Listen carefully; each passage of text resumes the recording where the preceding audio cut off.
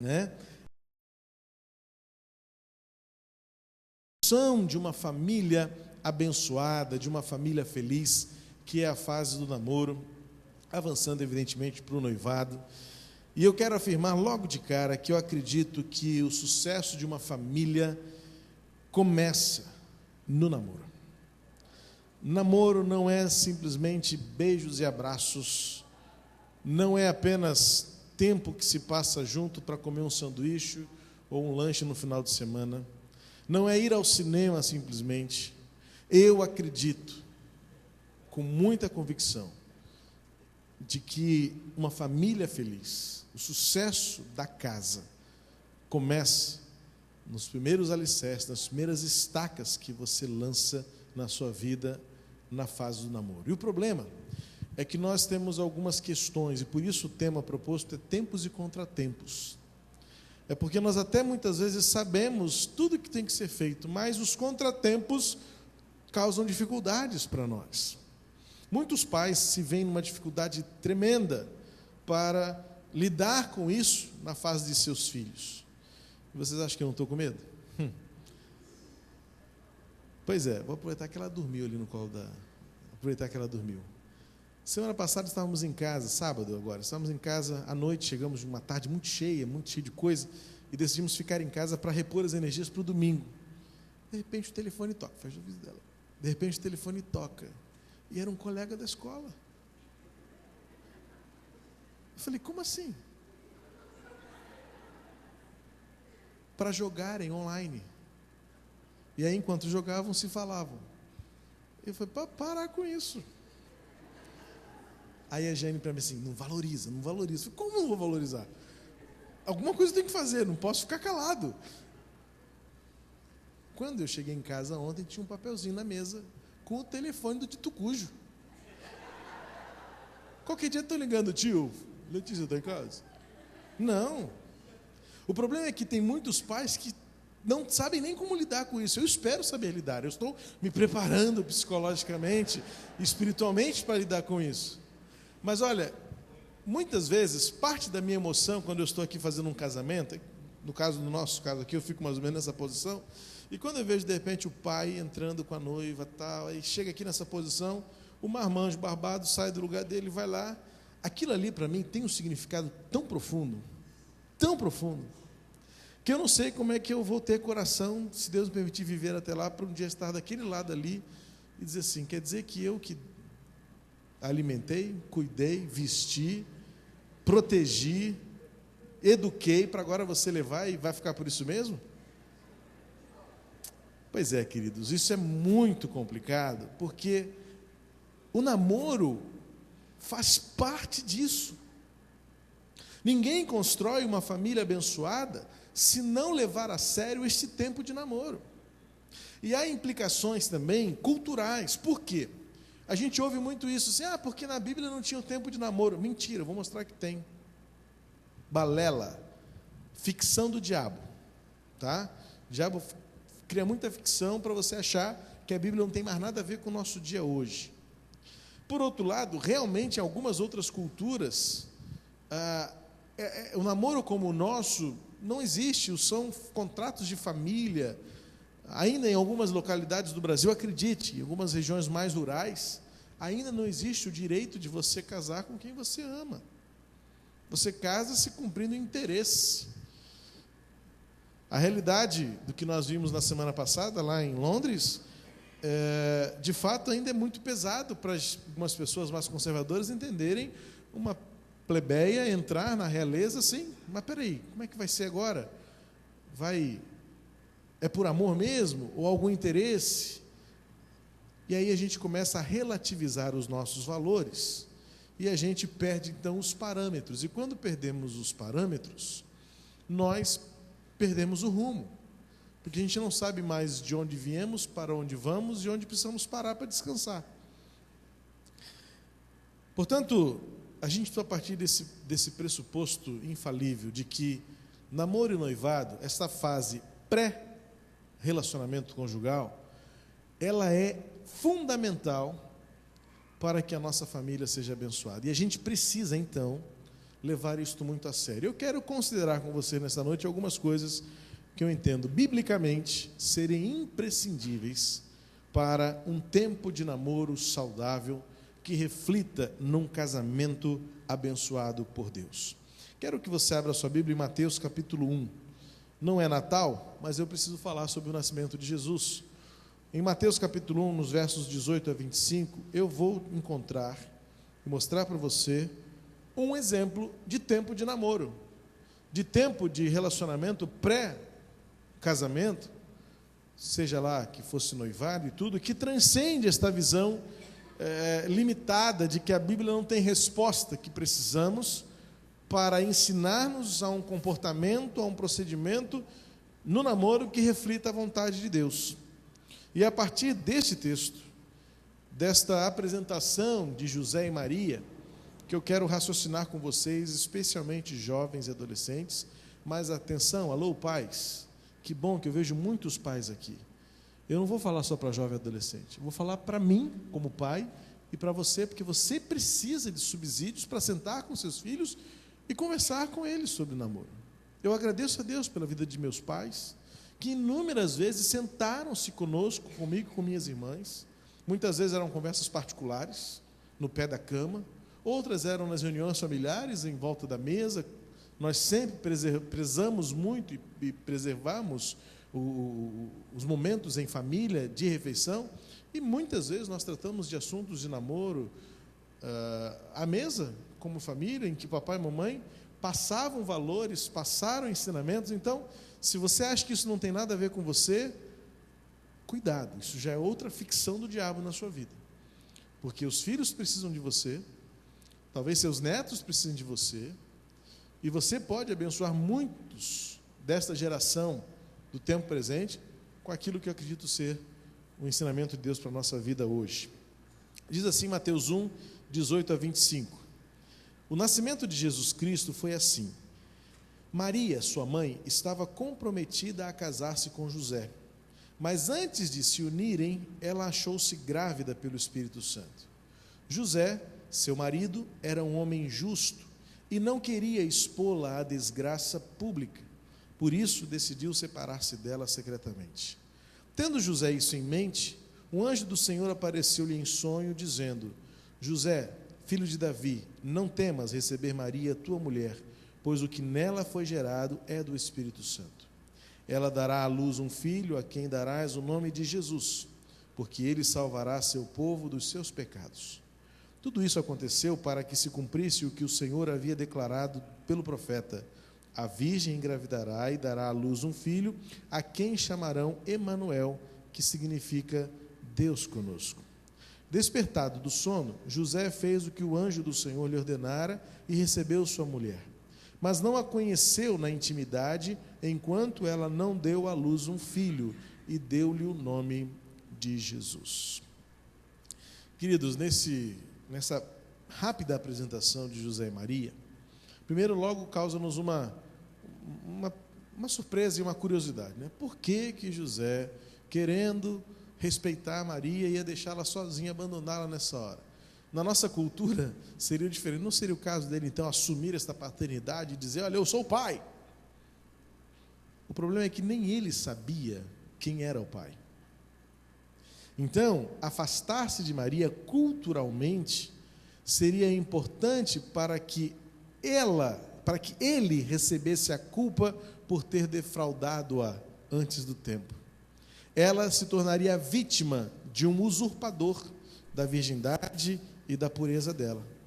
Então, culturalmente, o fato dele fugir traria sobre ele a culpa absoluta por ter feito mal a Maria. Então, nisso tudo, revela-se uma atitude muito nobre de José, diante da sua culpa, que não existia, mas motivado por um amor que nós vamos entender no que estava baseado este amor. Fica muito fácil você ler o texto e perceber 3 elementos deste relacionamento entre José e Maria, que tornam-se para nós exemplo, padrão de atitudes, do comportamento que antecede o casamento. Primeiro, logo no versículo 18 diz que Maria estava o quê? Comprometida. Prometida aí não reflete muito bem aquilo que eu quero mostrar para você. Na versão século XXI fala, ela estava comprometida, porque não era apenas uma intenção entre famílias, mas era muito mais uma intenção dela própria. Um relacionamento sério é um tempo de compromisso. E compromisso é um valor que está rarefeito no mundo de hoje. Nada mais está baseado no compromisso. Ninguém tem compromisso com nada. Ninguém tem compromisso com ninguém. Chega-se atrasado nos encontros, paga-se atrasado as nossas contas, não cumpre-se a palavra daquilo que se prometeu, não leva a sério aquilo que está escrito, que foi determinado no contrato, na promessa, no documento. Compromisso é algo que, quando alguém diz que tem que provar que tem. Porque a gente sabe que compromisso não é uma marca muito evidente da sociedade em que vivemos. E isso se reflete nos nossos relacionamentos com Deus, no nosso relacionamento hoje. E isso é fruto de três questões na nossa conduta com as quais nós precisamos reatar o nosso compromisso. Você não tem compromisso com ninguém se você não tiver um compromisso sério com Deus. Eu gosto de pensar que a nossa realidade humana, ela é muito comparada a um iceberg. Você ouve falar disso várias vezes, talvez você não tenha visto a imagem de um iceberg, procure na internet, põe lá, imagem de um iceberg. Você vai ver que a ponta que a gente vê sobre a água, ela é normalmente menos de 30% de tudo aquilo que ainda está por baixo da água. Ou seja, o que está por baixo da água é muito maior, é muito pior, é muito mais grave. O que afundou o Titanic não foi a parte que se viu do iceberg, foi justamente a parte que estava abaixo do nível da água. Significa dizer que aquilo que nós vemos nas pessoas é reflexo daquilo que elas têm lá dentro e nós não vemos. Eu gostava muito, porque eu fiz estágio de engenharia na prefeitura de Niterói, na Secretaria de Obras de Niterói. E eu me deliciava com a viagem de ida e vinda. Ou eu ia de ônibus pela ponte, ou vinha de barca. Eu variava sempre o meio de transporte que eu usava, mas era muito gostoso. Eu sempre fazia daquilo um momento prazeroso. E me divertia também. E eu gostava muito de observar, chegando pela ponte, e até hoje eu gosto muito de sempre olhar para os lados onde existem aqueles estaleiros enormes que fazem manutenção em navios grandes. Alguns pequenos barquinhos, algumas embarcações, mas tinham, especialmente depois que passa do pedágio, ele está desativado, não existe mais, mas existia um grande estaleiro, bem assim do lado direito de quem chega em Niterói, e ele volta e meia, enormes petroleiros ficavam suspensos ali naquele estaleiro. E eu gostava de ficar observando o avanço das obras de reparo nos cascos. Eu percebia que os navios chegavam lá com os cascos sujos, imundos, cheios de conchas, parasitas, ferrugem, conchas que se colavam ali, seres vivos do fundo do mar que agregavam-se ali e que ninguém via. Mas era necessário que, de tempo em tempo, aqueles homens levantassem o navio no estaleiro e, com muita força, máquinas pesadas, lixadeiras potentes, produtos químicos poderosos, colocassem ali a mão para restaurar o fundo daqueles navios. Sabe, queridos, muitas vezes Deus precisa levantar a gente no estaleiro também, porque tem muita coisa que não presta, que atrapalha a nossa vida, que impede a nossa navegação fluir de maneira boa, e que ninguém está vendo, mas o Senhor do estaleiro está vendo. E muitas vezes o nosso compromisso falta, porque falta-nos um compromisso sério com Deus. Estava conversando, hoje mesmo estava compartilhando com o pastor Pedro, nós estávamos compartilhando essas angústias, e muitos jovens se escondem numa pergunta: mas eu não sei como é que faz. A gente não sabe muito bem se você não sabe mesmo. Algumas vezes realmente não sabe, mas a maioria das vezes sabe, mas não tem coragem de fazer. quando você sabe que falta o compromisso, quando você sabe que falta a seriedade, quando você sabe que falta a vontade de fazer o que é certo. E o tempo de namoro precisa ser um tempo de compromisso com Deus. Inclusive porque aí você avalia também se a pessoa com quem você está namorando, ela é de Deus. Porque se ela não tiver o compromisso com Deus que você precisa ter e quer ter e sabe que tem, avalie muito bem se é esta pessoa com quem você deverá viver o resto da sua vida. Compromisso com Deus, compromisso com a moral, compromisso com o que é certo, custe o que custar.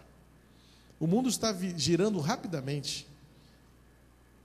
Hoje, quem está ligado aí nos meios de comunicação sabe que o STJ está reunido até agora lá, com 8 advogados, 7 defendendo a aprovação da união estável para homossexuais, apenas um contra, representa a Igreja Católica. Não tem nenhum cristão protestante lá para dizer assim, me matem, me prendam, mas eu não aceito esse negócio. E vai passar. Como eu disse domingo pela manhã, os nossos filhos pequenos, com quem eu sento aqui na escada, estão crescendo no mundo em que a moral já está deturpada e corrompida, e aquilo que nós cremos ser errado, o mundo está dizendo é certo. E o namoro tem de ser um compromisso com aquilo que é certo, com a moral. O compromisso com a palavra de Deus, que diz, não vos defraudeis uns aos outros, que literalmente é, não põe a mão onde não deve antes do casamento. Não faça o carinho, não faça a carícia, da qual você não poderá dar contas depois, porque isso desagrada a Deus. Namoro é tempo de compromisso, e Maria estava comprometida com o seu amado. Namoro não é essa superficialidade que a gente vê hoje, e a moda é o tal do ficar. O bom é nas festas verem quem beija mais. Os nossos filhos adolescentes frequentam festas que você deixa eles irem, em que eles competem entre si no final da festa para ver quem beijou mais. E você, pai, ficou em casa assistindo Jornal Nacional achando que está tudo bem. Ou você é cego ou você é burro. Eu acho que cego você não é. Acredito que burro também não seja. Mas talvez você esteja ignorando a realidade que está à sua volta. O fato é que nossos filhos adolescentes estão sem padrão do que é certo e do que é errado. Porque quem está ensinando-os a viverem é a televisão, são os filmes, são as músicas, são os cantores, são os ídolos deste tempo. Portanto, eu digo que esse tema, namoro e noivado, é para você, pai e mãe também. Portanto, assim como Maria estava comprometida com José, eu entendo que o tempo antes do casamento tem de ser um tempo de compromisso com Deus, com o que é certo e com o amado. Porque se você tem compromisso com Deus, nessa ordem, com Deus, com o que é certo e com o amado, eu penso que você tem já os parâmetros para decidir, para fazer escolhas que reflitam a santidade e a glória de Deus na sua vida pessoal. E você vai saber, pelo menos vai saber, se você vai fazer é uma decisão sua, mas pelo menos você vai saber o que tem de fazer e o que não pode fazer. Mais adiante, nós vamos ver que José era um homem justo e não queria expor Maria à desgraça. Evidentemente que ele precisa ser chamado a atenção por um anjo, porque ele não sabia o que estava acontecendo. Então o anjo precisa dizer para ele assim, olha só, calma, não se afobe. Mas o que ressalta nesse texto é o caráter de José. E eu digo então que tempo de namoro antes do casamento tem que ser um tempo de respeito. O que José estava fazendo era preservar a moral, preservar a imagem de quem ele amava. A atitude dele não é condenável aos olhos do amor. Porque ele estava, como eu disse, culturalmente, ele estava trazendo para si uma culpa. Ele estava querendo passar para a sociedade, ele não entendeu nada. Mas ele fala assim: eu vou sumir porque quem some fica como o culpado da história. Eu vou preservar a minha amada. Diz o texto que ele não havia se relacionado com ela, não tinha intimidade, Maria era virgem, o que já mostra uma atitude de respeito. Será que Deus encontraria Maria e José hoje, nos dias atuais?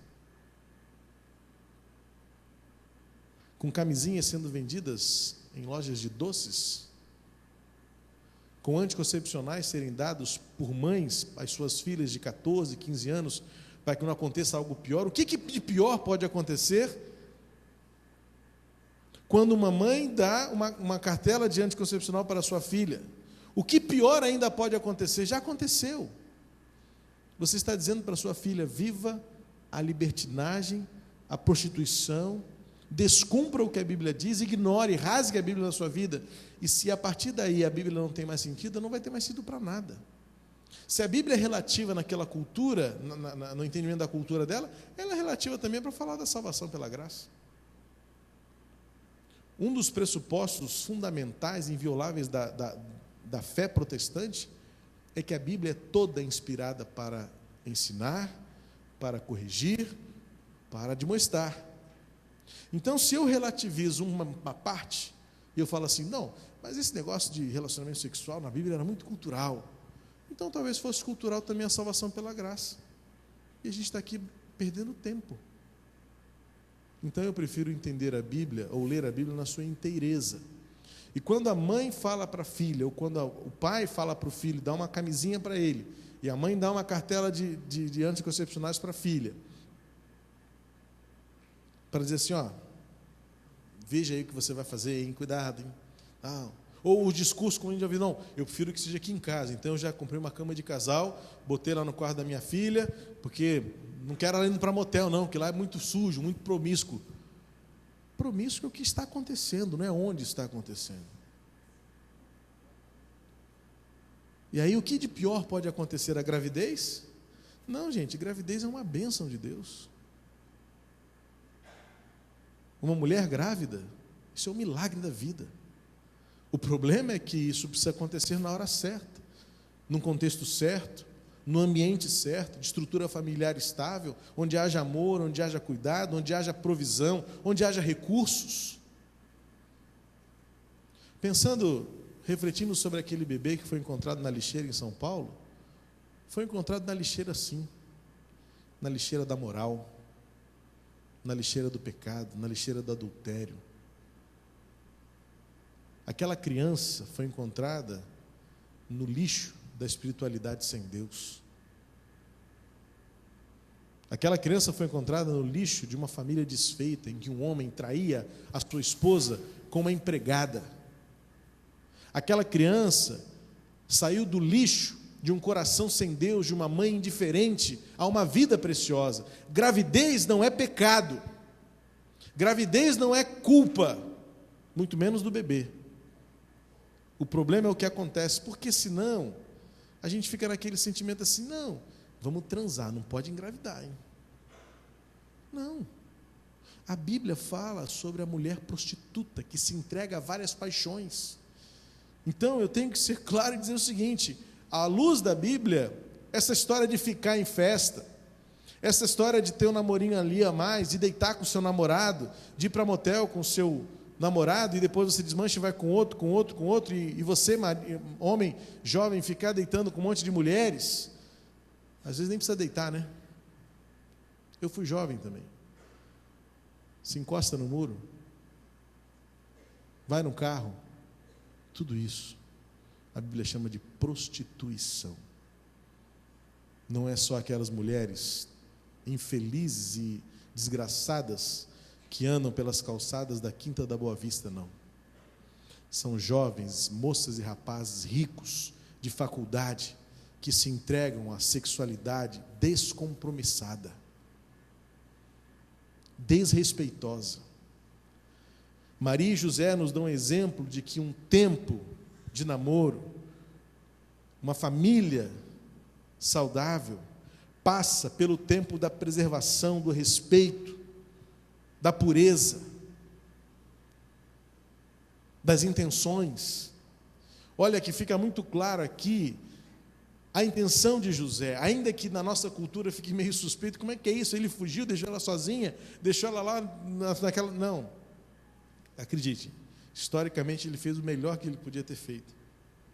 Numa sociedade machista, uma sociedade, uma cultura muito diferente da nossa, para entender, a intenção de José era preservar. O que acontece hoje é que os nossos jovens, homens e mulheres, tomam suas decisões, fazem suas escolhas e ignoram o outro. O que importa é o meu prazer, o que importa é o meu gozo, o que importa é o que eu quero, o que eu sinto, e o outro que se desgrace.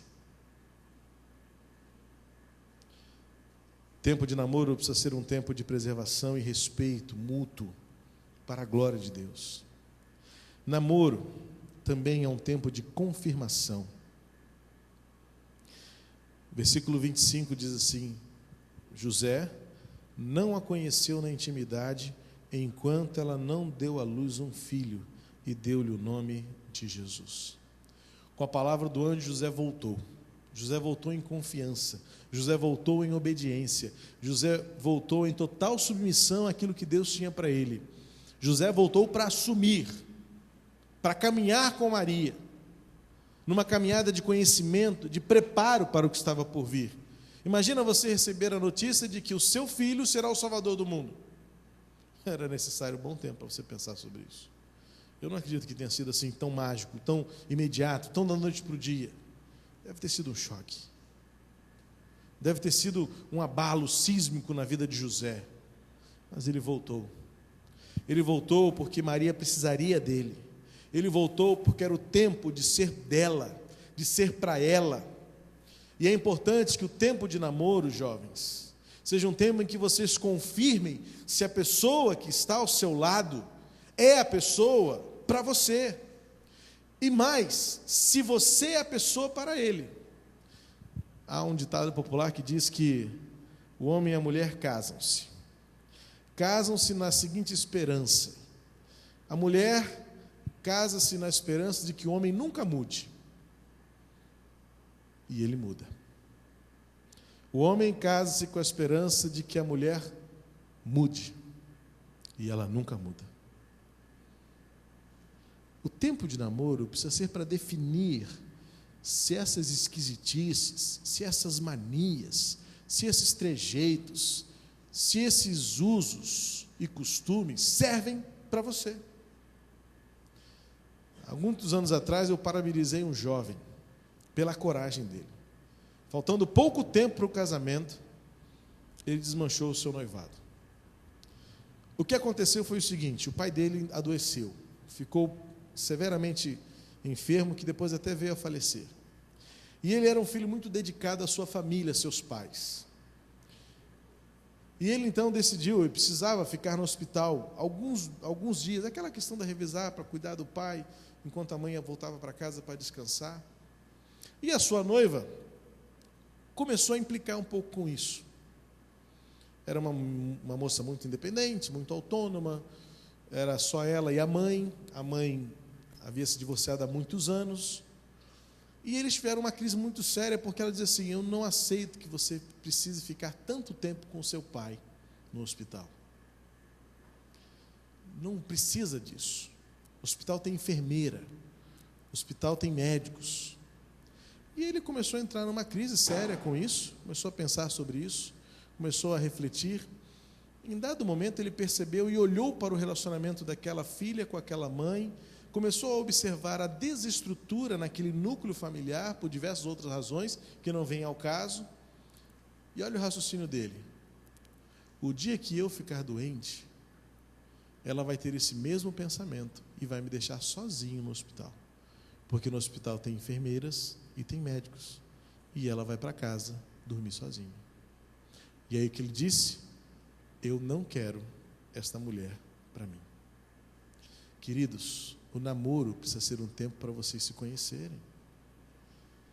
Porque eu costumo dizer o seguinte: depois que casar, você vai ter que levar isso muito a sério. Porque Deus odeia o divórcio. E o preço pago pelo divórcio é muito mais alto do que de um namoro, de um noivado desfeito. Eu tenho a coragem de muitas vezes dizer, não se casem, porque pelo que nós estamos vendo, mas é que nem sempre as pessoas querem ouvir o que, gostam de ouvir o que precisam, elas gostam de ouvir o que querem, né? Enfim, eu já tive essa experiência de dizer para alguns jovens, não se casem. Como pastor de vocês, na autoridade espiritual, não estou dizendo que vocês serão infelizes, mas eu estou dizendo que pela minha experiência, pelo que eu estou vendo em vocês, eu acho que vocês vão ter muitas dificuldades. Mas quero que vocês sejam felizes. Não estou aqui imprecando maldição sobre vocês de jeito nenhum. Mas quero que vocês sejam felizes. Mas é que depois volta para dar trabalho, sabe? Volta, dá um trabalho. E a gente está aqui para servir. A gente vai servir até o final. Mas é que cansa. Ainda mais quando você sabe que o negócio não ia rolar. Vocês precisam, no tempo de namoro, confirmar se vão aguentar para sempre. Porque tem que aguentar para sempre. E o fato é que essa expressão do ter que aguentar não é a melhor, eu sei disso, não é o que eu quero. Eu não quero aguentar a Jane até a minha vida acabar, não, eu quero viver feliz, eu quero viver pleno, e quero que vocês, casais, sejam plenos também. Eu uma vez soube de um processo de sessão pastoral muito interessante, eu aplico isso para a família também. Um pastor estava orientando a igreja, uma igreja pequena, e disse o seguinte para a igreja, olha, quando vierem os candidatos ao ministério, prestem atenção em tudo, inclusive na voz dele, porque se ele for escolhido pastor de vocês, vocês vão ter que ouvi-lo todo domingo pelo menos 2 vezes, então a voz dele tem que ser agradável.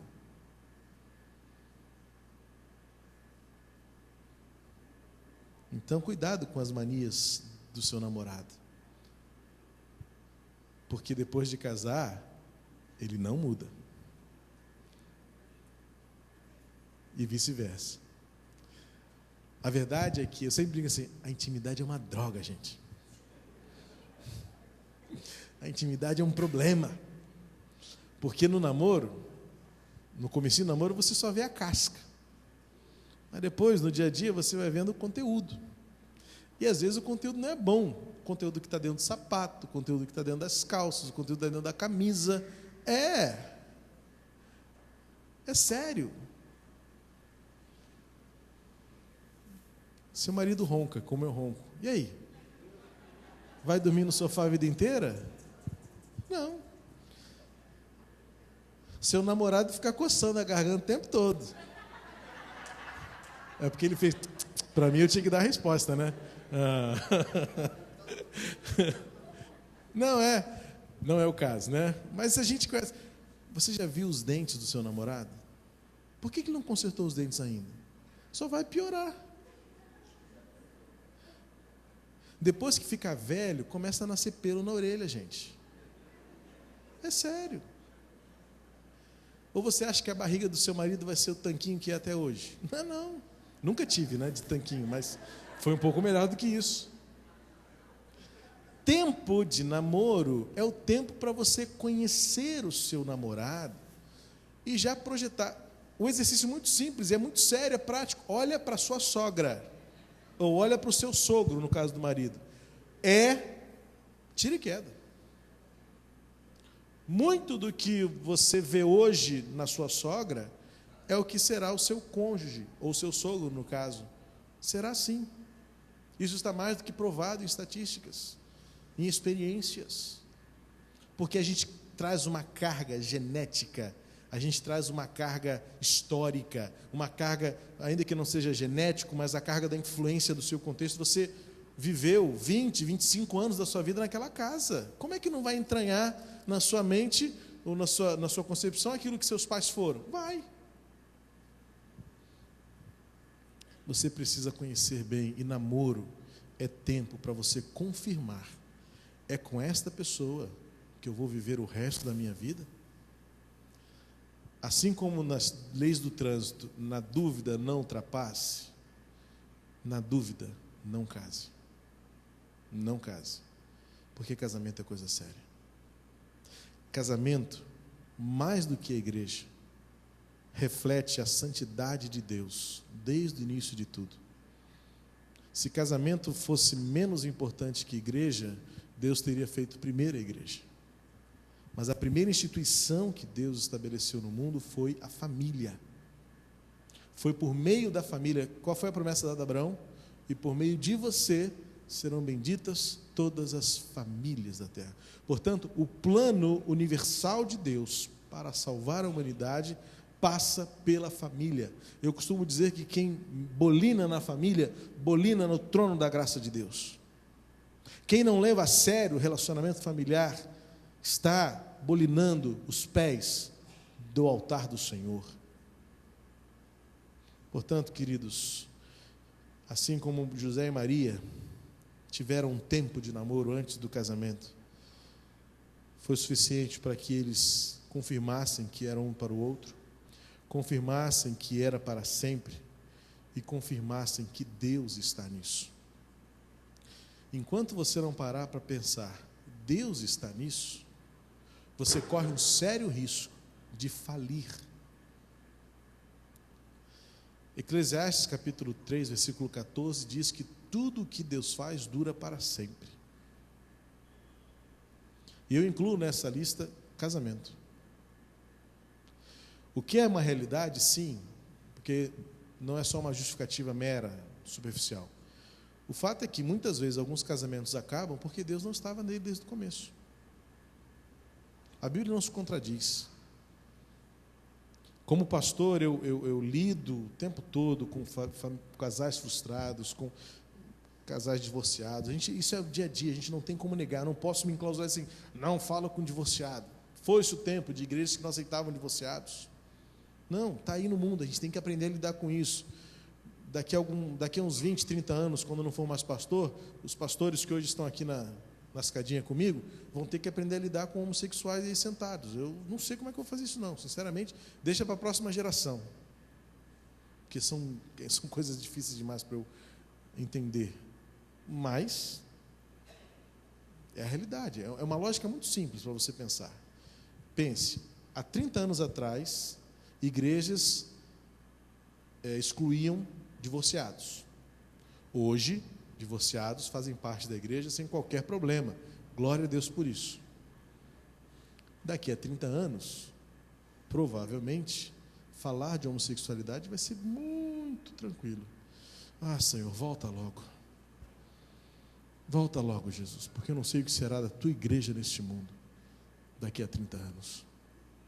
Ainda mais com esta cabecinha que os crentes insistem em manter, longe da palavra, indiferentes à vontade de Deus, blasfemando contra a santidade de Deus. Aí, Senhor, mais do que nunca, eu não sei o que será da tua igreja daqui para frente. Mas a resposta é: eu não sei como lidar com estas novas questões que estão pipocando por aí. Quer ver um exemplo? Eu tenho compartilhado porque a gente tem no nosso contexto gente assim, e eu sempre lido com muito amor, com muito carinho, mas isso é uma situação que a gente tem que tomar uma posição, que é a união estável entre homem e mulher.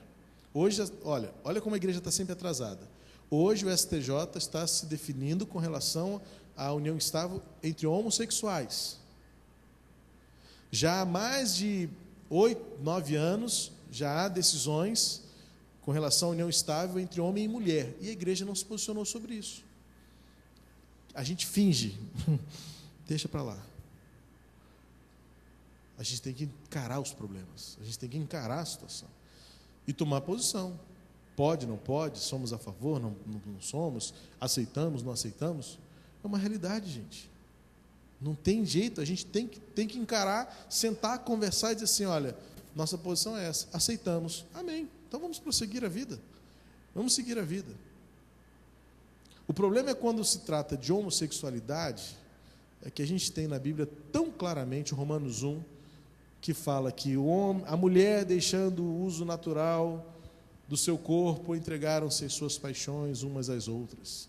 Do mesmo modo, os homens, que deixando o uso natural da mulher, entregaram-se às suas próprias paixões, unindo-se homem com homem, e por isso receberam em seus próprios corpos o castigo para tanta abominação. Aí não tem jeito. A Bíblia não fala sobre união estável, então a gente pode tomar uma posição bastante particular. Mas quando se trata de homossexualismo, ou a gente rasga a Bíblia, ou a gente peca feio. Voltando ao namoro, Eclesiastes 3,14 fala que tudo o que Deus faz dura para sempre. Então, enquanto namora, descubra se Deus está nesse negócio. Se Deus está nesse negócio, você tem tudo para ser feliz. Se Deus não está nesse negócio, cuidado.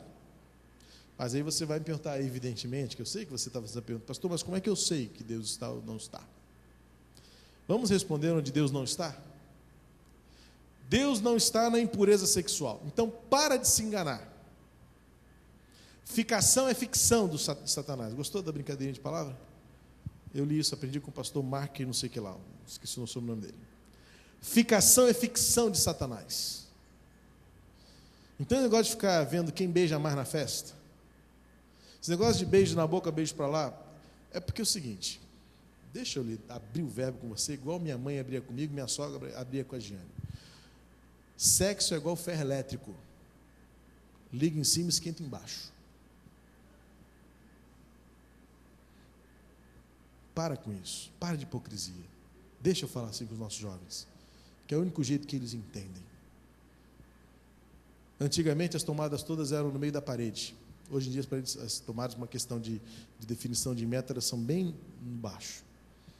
Então os ferros elétricos você botava na parede, assim na altura do interruptor, e começava a passar. Na altura sempre dos órgãos genitais. Não é assim que se passa a roupa? Então os antigamente falavam assim, olha, sexo é igual ferro elétrico. Liga em cima, ou seja, beija na boca e acende embaixo. Então para com esse negócio de achar que beijar na boca não tem problema. Para de achar que essa intimidade da troca de fluidos salivais é só uma curtição, um barato qualquer. Não. Isso te excita, isso excita o outro, e isso causa desejos e paixões que contrariam o propósito de Deus para a sua vida, para a sua fase. Você está pulando fases. Você está construindo o seu próprio abismo. Deus não está na impureza sexual. Deus não está na prostituição. Então, se o seu namoro está envolvido em impureza sexual, cuidado, Deus não está nesse negócio. Não coloque o nome de Deus em vão. A gente cresceu ouvindo assim, não toma o nome de Deus em vão. Ai, meu Deus, para de usar o nome de Deus em vão. Não. Tomar o nome de Deus em vão significa colocar Deus onde Ele não está. Porque o contexto imediato dos 10 mandamentos era que as pessoas estavam usando o nome de Deus para fazer seus juramentos. Eu juro que foi eu que construí essa parede. Juro por Deus que foi eu que construí. Mentira! Mas eu queria que com o nome de Deus no meio, trouxesse autoridade para aquilo que eu estou dizendo. Convicção, validação. Então, se você vem com esse negócio, olha, não me apareça perto de mim para dizer assim, Deus me disse para eu me separar da minha mulher. Mentira! Não tome o nome de Deus em vão. Pastor, Deus me deu um varão. Ele é crente? Ainda não. Mentira, Deus não te deu varão nenhum então. Deus está deixando você namorar com um não crente. Porque a Bíblia não mente. Deus nos orientou por meio do apóstolo Paulo, não vos prendais a um jugo desigual. Deus pode estar te dando a liberdade. Você pode dizer, olha pastor, Deus está me deixando, Deus não está interferindo na minha vida, em algum momento eu vou cair em mim, Deus vai corrigir o meu curso, mas não tem jeito, eu estou escolhendo, lá na minha faculdade tem um carinha tão legal, e eu já ouvi isso, ele é tão bom, só falta ser crente. Se ele é tão bom e só falta ser crente, eu tenho uma notícia para você, falta tudo para ele não tem nada ainda. Nada. Eu volto um dia a falar sobre o jugo desigual, tá? Mas se você quiser, deve ter ainda na internet, depois o Luiz Carlos confirma para a gente. Mas em 2009, eu preguei sobre príncipes e princesas no reino de Deus. E falei sobre o casamento misto, o perigo do casamento misto. Não é o nosso caso aqui, eu só estou dando esse en passant para dizer o seguinte, Deus não está onde Ele não pode estar. Ele não compactua com o pecado. Eu creio que Deus possa visitar um leito de um casal santificado pelo matrimônio e que tem um relacionamento sexual saudável, prazeroso, gostoso, os anjos do Senhor podem habitar ali aquele quarto e glorificar a Deus por meio disso. Creio sim, mas não posso admitir que Deus esteja num leito maculado pelo descompromisso, pela prostituição, pela defraudação, pela lascívia, pelas paixões passageiras. Portanto, Deus não está na impureza sexual. Também não está na infidelidade. E a infidelidade se preza, se manifesta pela exclusividade. Você é o único dela, você é a única dele, e ela é a única sua. Exclusividade é o princípio fundamental da fidelidade. E Deus não compactua com a infidelidade. E isso vale para os casais. Isso vale para mim, vale para todos nós. Não porei coisas torpes diante dos meus olhos, diz o salmista. E nós nos contaminamos com a internet, com as capas das revistas, com os filmes que, ainda que não sejam pornográficos, mas insinuam a pornografia, com novelas e programas de televisão que insinuam. Eu tenho deixado de assistir até alguns programas humorísticos, muito engraçados, mas que se começa a apelar para a mulher sem roupa, para a sexualidade, não presta para mim, não serve. E eu fico revoltado porque os caras são tão bons, eles conseguiriam fazer humor sem apelar. Aí eu desligo, não merece o meu dinheiro, não merece a minha audiência, não merece o meu ingresso para esse show, para esse congresso, para esse teatro. Porque eu conheço gente que faz humor tão saudável e me mata de rir. Aí eu prefiro rir com a minha mulher, que é uma palhacenta, vocês sabem disso. Eu fico em casa rindo com ela, rio pra caramba com a Giane. Me divirto, mas não vou pôr coisas torpes e impuras diante dos meus olhos. Por isso que uma das partes que eu mais gosto dos nossos retiros é a parte social. Os nossos acampamentos precisam ter mais isso. Os nossos jovens são criativos demais. Nossos adolescentes sabem fazer rir. A gente precisa rir entre nós, para não precisar depender do riso lascivo, do riso promíscuo de uma sociedade que, para fazer rir, tira a roupa. Para fazer rir, fala palavrão. Que isso, gente? Eu tenho precisado chamar alguns dos nossos jovens para conversar, porque eu os sigo no Twitter e fico escandalizado.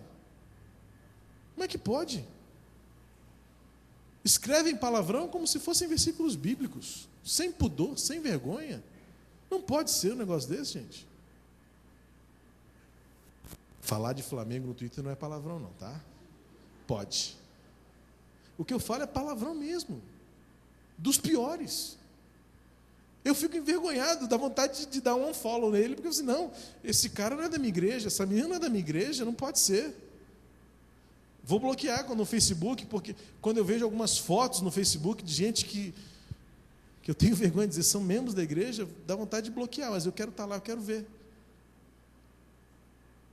Que vai em determinadas festas, em determinados lugares, com determinadas roupas, determinadas fantasias, que eu tenho vergonha de saber que aquela pessoa está ali como amigo da nossa página no Facebook, Igreja Batista do Meia. Que isso, gente? Onde é que ficou o nosso parâmetro de moralidade, de santidade? Senhor, aviva a tua obra no meio deste tempo, porque a gente precisa. Deus não está na mentira. E se o seu namoro está baseado na mentira, cuidado.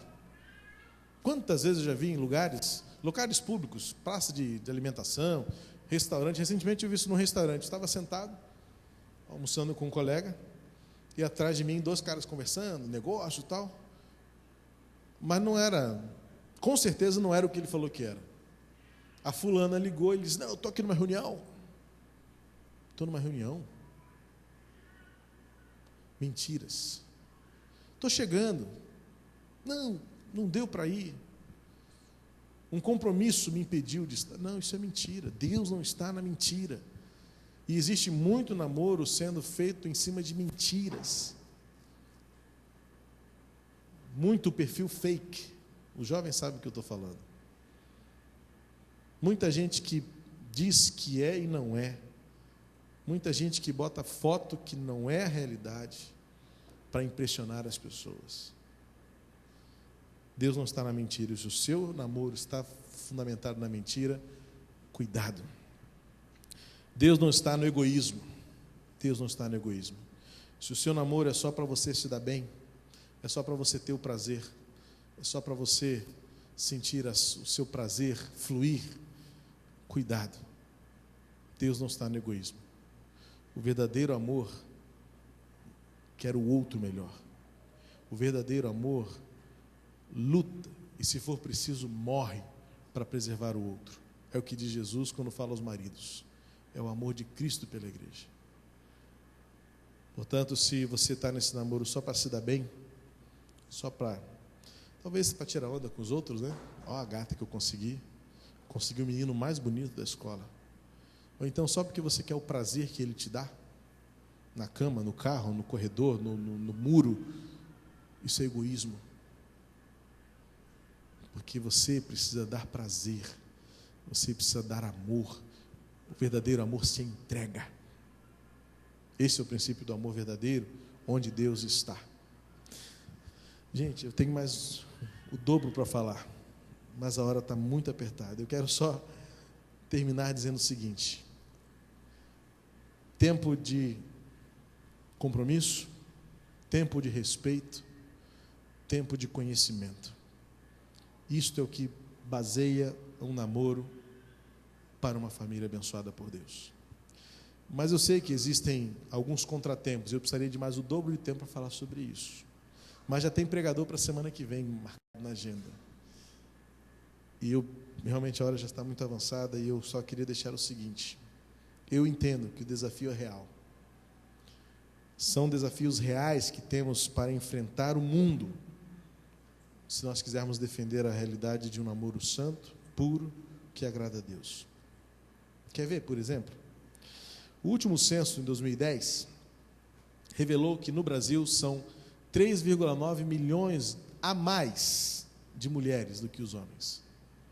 Significa dizer que a cada 100 homens, 96 mulheres. Significa que 4 mulheres não se casarão. Isso aumentou de 2000 para 2010. Em 2000 era 96,9, ou seja, quase 97. Em 2010, 96. Se formos nesse ritmo, de 10 em 10 anos, uma mulher a mais ficará solteira. Não bastasse esta realidade demográfica, isso é uma realidade demográfica, não são números. Claro que se você quiser, então, se mude para o Mato Grosso. No Mato Grosso tem mais homem do que mulher, viu? As estatísticas lá mostram. E também uma cidade chamada Balbinos, em São Paulo, também tem mais homens do que mulheres. Mas a realidade do Brasil inteiro, na média, é que nós temos muito mais mulheres para homens. E aí, eu me solidarizo com esta realidade que é realmente muito séria. Mulheres que sonham em um casamento feliz e não tem nem por onde começar porque falta homem. Se tem homem solteiro, talvez ele não tenha caráter. Se ele tem caráter, talvez ele não seja de Deus e não vale a pena. E aí você vai começar a mexer nos números, na realidade, você vai vendo que a peneira vai ficando cada vez mais fina. Porque não bastasse isso, tem a realidade do homossexualismo também, que está tirando homens e mulheres do mercado, vamos dizer assim. Você vai às praças de alimentação dos shoppings, você anda nos shoppings, você vai vendo cada vez mais casais de homens e mulheres. E aí você pensa, só um casal, se são 100 olha a matemática, se são 100 homens, se são 100 mulheres para cada 96 homens, e se você então une 2 homens num casal homossexual, você diminui isso para 94, 92, 90 e vai por aí afora. A derrocada moral é um obstáculo muito grande para a nossa felicidade. Porque o nosso conceito de felicidade ainda está muito no ter. E hoje à tarde eu estava orando pelos pedidos de oração que foram colocados ali. Eu quis fazer isso, peguei lá os pedidos de oração, coloquei sobre a mesa e li um por um. Não eram muitos, não. Eram vários, mas não eram enormes. Mas de todos os pedidos, eu acho que deve ter ali uns 40 formulários preenchidos. 3 eram de irmãs queridas no meu coração, que estão pedindo: Senhor, me permite uma família abençoada, me dá um casamento. E eu orei por aquilo. Mas sabe que acaba sendo um milagre, porque é um milagre. Se você tem mais homens do que mulheres, se para piorar a situação, os homens estão escolhendo o caminho da homossexualidade, e se quantas vezes quando você tem um homem solteiro, ele não tem caráter, sabe o que acontece muitas vezes, queridos? Homens casados estão se prostituindo e tentando fazer aquilo que é errado. E aí a luta é maior ainda, porque eu oro pelas nossas irmãs queridas e pelos nossos jovens solteiros, para que Deus os guarde de não pecarem.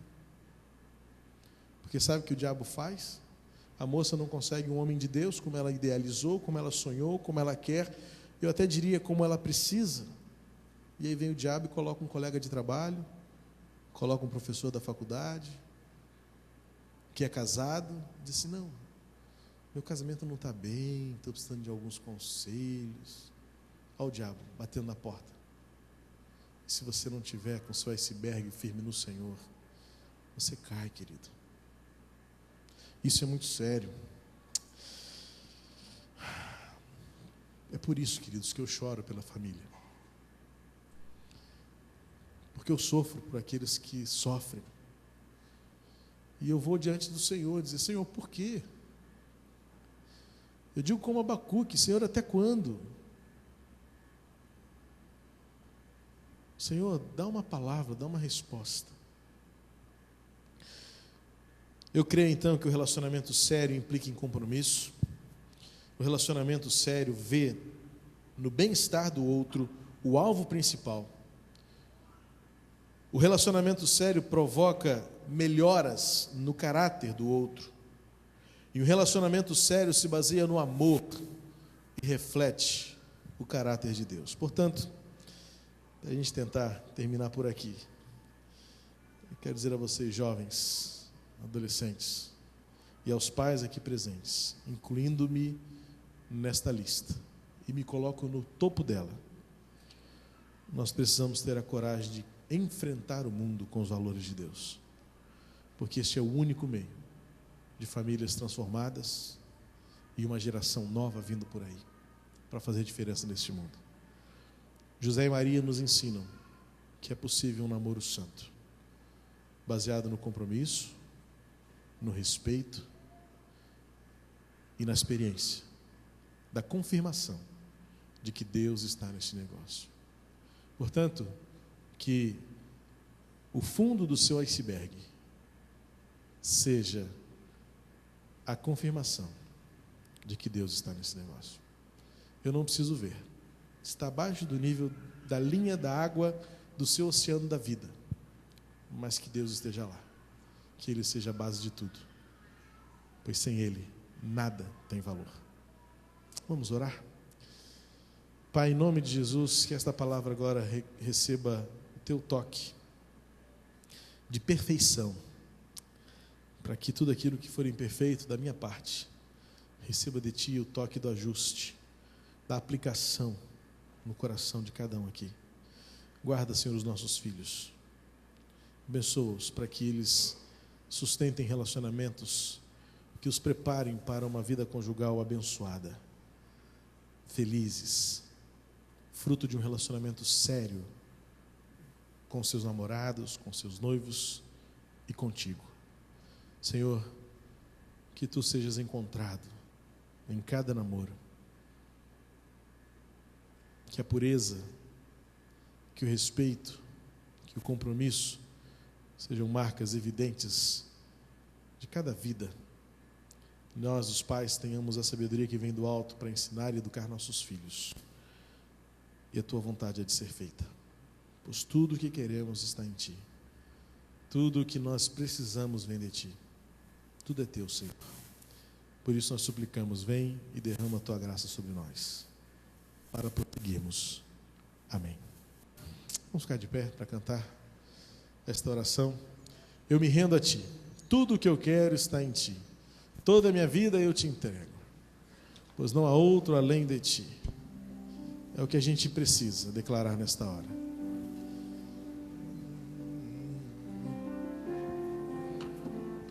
Pois pelo Senhor nós viveremos, nele caminharemos, e eu sei que Ele tem planos de bênçãos para todos nós. Façamos então a vontade dEle, queridos. Não é fácil, não é barato, mas vale a pena. A recompensa é gloriosa, e eu quero encorajar você a isso. Conte comigo, vamos juntos viver o que de melhor Deus tem para nós. Foque a sua felicidade no Senhor, e tudo mais Ele considerará.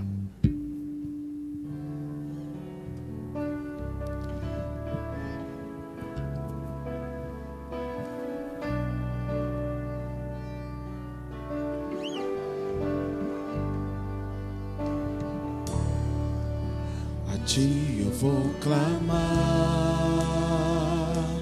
pois tudo vem de Ti e tudo está em Ti.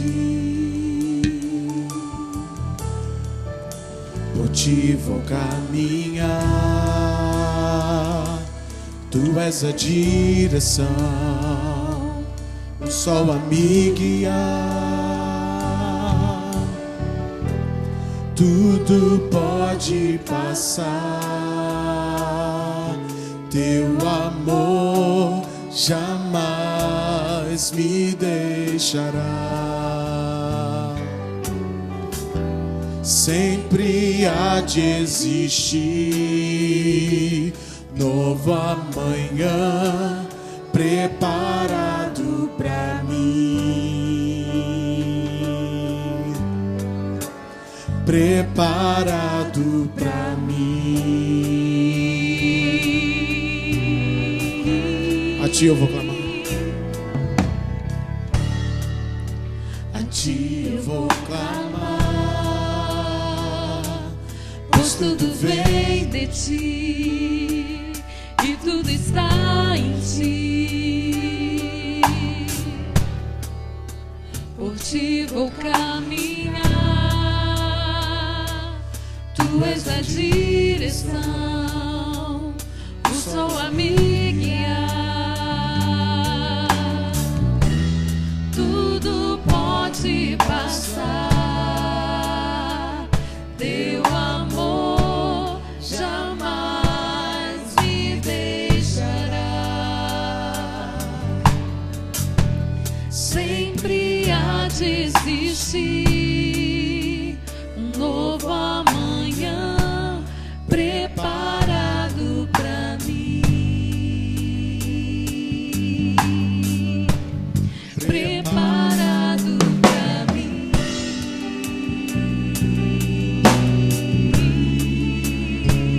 Eu me rendo aos Teus pés, és tudo que eu preciso.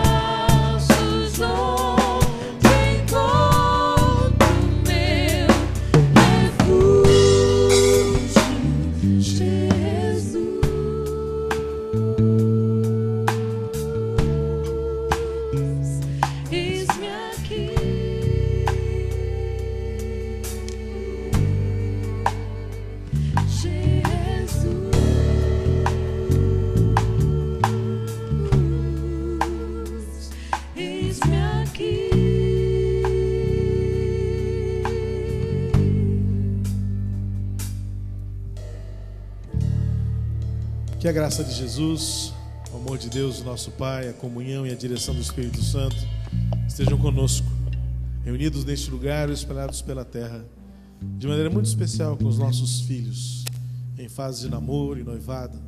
Preserva-os, Senhor, para uma família abençoada, feliz, vitoriosa, por amor do Teu nome. Glorifica o Teu nome em nós. Amém.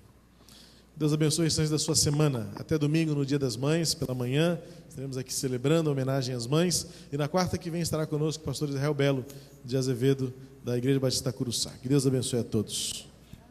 Os irmãos interessados em adquirir o CD do Felipe, está ali na portaria. E a gente quer agradecer a presença do Felipe e da sua equipe aqui com a gente. Deus abençoe vocês.